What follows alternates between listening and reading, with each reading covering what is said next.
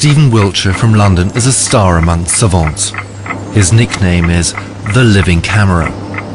Stephen is autistic. He lives in a world of his own. Communication is difficult for him. He didn't speak his first words, pencil and paper, until he was 5. Yet when he was 11, he drew a perfect aerial view of London after only one helicopter ride. Even the number of windows in all the major buildings in his drawing was correct.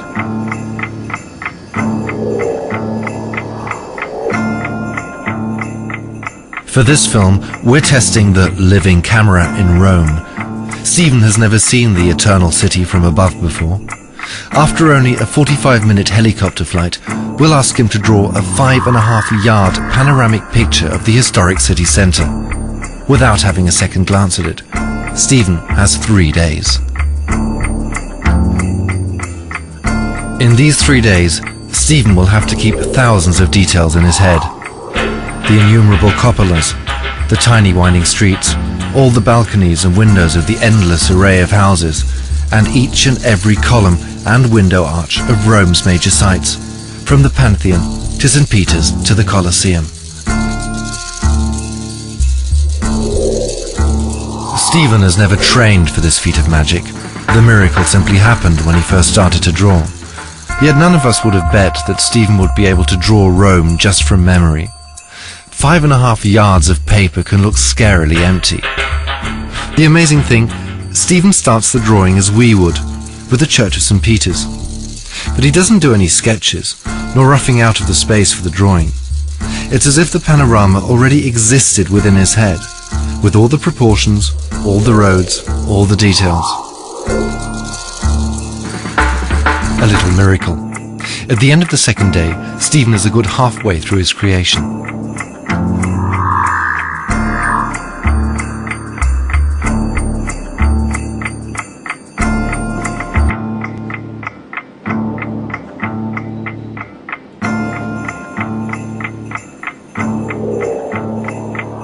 After 3 days of his drawing marathon, even Stephen Wiltshire starts to tire. He has filled in more than 5 yards of paper in fine pencil. He has been restlessly aligning window to window and house to house, because Stephen loves to be applauded for his art. In the left corner, he's finally reached the ruins of the Forum Romanum. Stephen's sister Annette is rejoicing with him. He's made it. Obviously, he's pleased with his work. Yet our vexing question still remains. How precise was Stephen's ability to memorize? Is it really true that you could only see a single curve of the Tiber from above?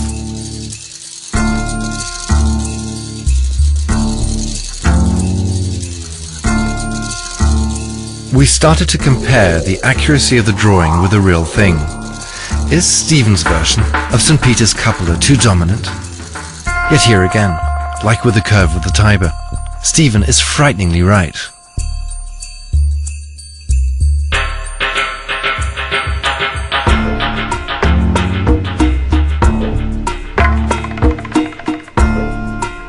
We wondered if the famous Roman hill should probably stand out more in Stephen's panorama.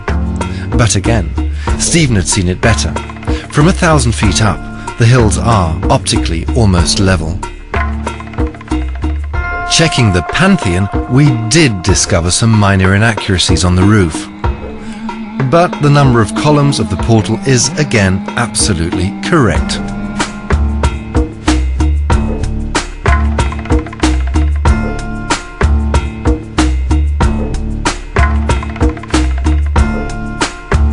And, despite our doubts, Stephen has drawn one of the most complex buildings, the Colosseum, so precisely, it's practically a blueprint of reality.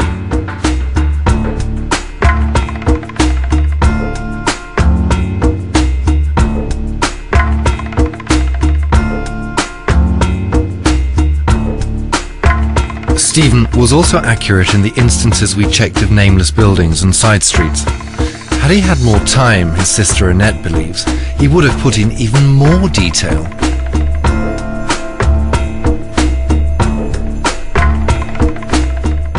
Some of them areas of all of that part, lots of detail, remember things of the some of the cities and the neighborhoods and the villages. And then the easy part is St. Peter's and Forum and Colosseum, and memorize it by head and by memory.